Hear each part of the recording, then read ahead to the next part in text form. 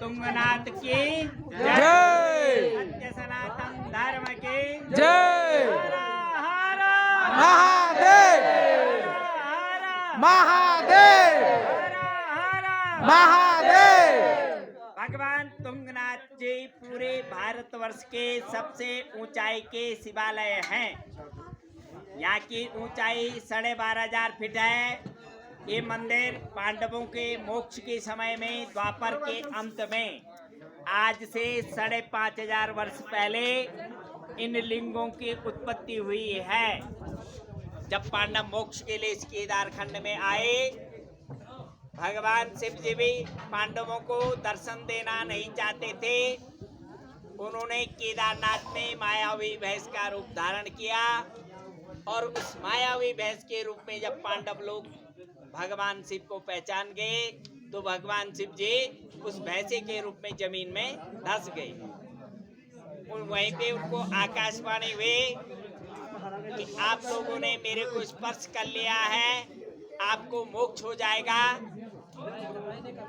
इस केदार खंड में, ये पूरा केदार खंड है, हरिद्वार से ऊपर पूरा केदार ज्योतिर्लिंग का स्थान है।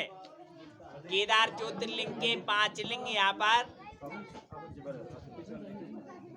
पहले केदारनाथ में भगवान शिव जी के पीठ भाग का लिंग दर्शन होता है। दूसरे मध्वेश्वर में भगवान के नाभि भाग के लिंग के दर्शन होते हैं। यहाँ तुंगनाथ जी में भगवान का हृदय सहित 2 भुजा का लिंग दर्शन होता है।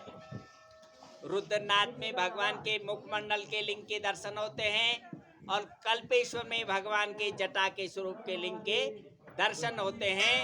और 4 मुख के दर्शन कहाँ होते हैं? नेपाल में पशुपतिनाथ।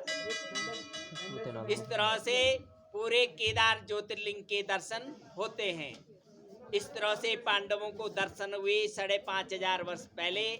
और बद्रीनाथ में भगवान विष्णु के दर्शन के बाद पांडवों को वहीं से हिमालय से मुक्ति प्राप्त हुई।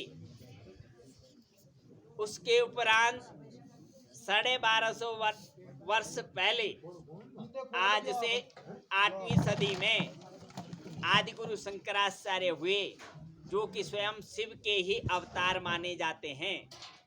उन्होंने 12 वर्ष के बालक की अवस्था में हमारे पूरे भारतवर्ष के इन समस्त मंदिरों को खोजा और ये मंदिर निर्माण उन्होंने कराए और पूजाएं उन्होंने चलाई। और आदि गुरु शंकराचार्य ने भारत में 4 धाम बनाए। भारत के 4 धामों का नाम पता है? हाँ जी। सबसे पहले धाम है बद्री धाम। बद्री धाम जोशीमठ हिमालय में उत्तराखंड में। पूरी। दूसरे धाम है द्वारिका। तीसरे है जगन्नाथपुरी और चौथे है रामेश्वरम। उत्तर पश्चिम पूरब दक्षिण, इस तरह से भारत में 4 धाम हैं जिनकी स्थापना आदि गुरु शंकराचार्य ने की है। और अपने शिष्यों को उन्होंने शंकराचार्य के रूप में 4 स्थानों में पूजा के लिए रखा। भारत के सनातन धर्म को आगे बढ़ाने के लिए, अपने वेदों को आगे बढ़ाने के लिए ये उन्होंने अपने शिष्यों को वहाँ पे रखा। अभी भी बद्रीनाथ में आदि गुरु शंकराचार्य के वंश के लोग ही पूजा करते हैं। उनको रावल कहते हैं।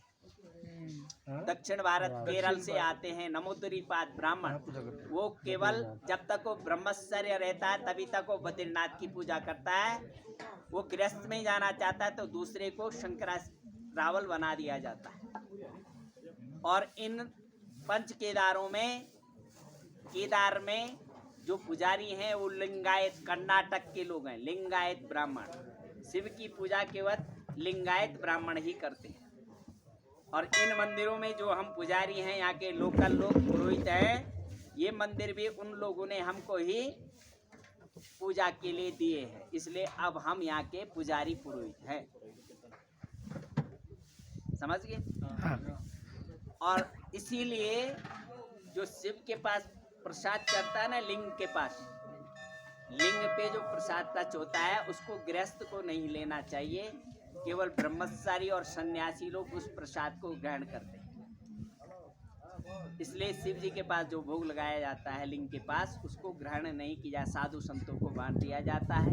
ऐसा हाँ, हाँ बेलपत्र भगवान के भोग में डाल सकते हैं, खा सकते हैं, लेकिन चबाना नहीं होता है। लीला होता है। हाँ, तो इस तरह से ये मातम्य मैंने आप लोगों को बताया। ये मंदिर केवल 6 महीने ही खुलते हैं।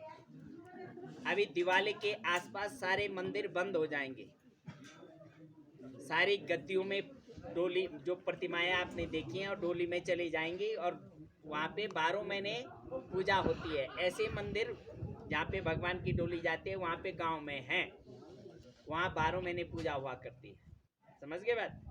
तो ये मंदिर 10-12 फीट बर्फ से ढक जाते हैं जनवरी फरवरी में।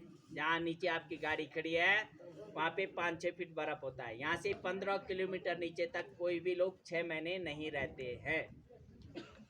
इसलिए ये 6 महीने का है जो आपको दिखाई दे रहा है। हाँ?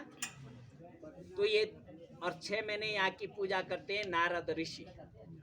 कौन करते हैं? नारद ऋषि। हाँ, इसलिए भगवान ने 6 महीने बर्फ गिरा देते हैं। बोला अब इधर आने की आवश्यकता नहीं है। लेकिन पर्यटन वाले उस बर्फ में भी जूते में भगवान के ऊपर चढ़ जाते हैं। तो इस तरह से तीर्थों की मर्यादा को भी बनाए रखें और भगवान के दर्शन करें। जब भगवान के कपाट खुलते हैं तभी दर्शन के लिए आएं। जब कपाट बंद हो जाते हैं उसके उपरांत इन तीर्थों में आने की जरूरत न करें। घर में ही भगवान का स्मरण करें। पिकनिक न क्षेत्र न बनाएं तीर्थों को। हाँ? आस्था का केंद्र बनाए रखें। सात्विक भाव से आएं, सात्विक आहार करें, सात्विक विहार करें तो भगवान की कृपा बनी रहेगी। हाँ? और हमारा धर्म भारत कुछ आगे तक जाएगा। तो इस तरह से हमारा धर्म का नाम क्या है? सनातन। बोलो सत्य सनातन धर्म की जय। हर हर महादेव हर।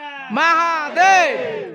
अब भगवान भारत माता की जय। भारत माता की जय। वसंतन की जय। अपने माता पिता की जय। अपने गुरुदेव की जय। भारत माता की जय। हर महादेव। हर महादेव। अपने अपना गोत्र का नाम ले लो। 10 मिनट के बाद